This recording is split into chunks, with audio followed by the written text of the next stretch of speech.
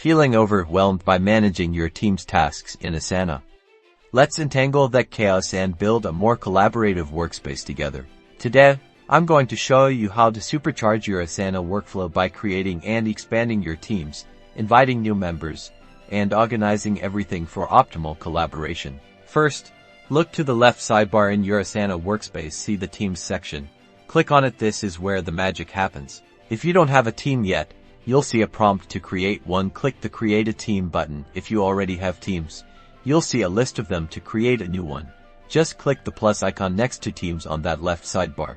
Now, give your team a clear and descriptive name. This will help everyone understand the team's purpose at a glance. For example, marketing team or product development. Next, add a brief description outlining the team's responsibilities and goals. This is super helpful for new members to quickly get up to speed. Choose the team's privacy setting. Public to organization means anyone in your Asana organization can see and join the team. Private means membership is by invitation only. Select the option that best suits your team's needs. Click the Create Team button to finalize your team setup.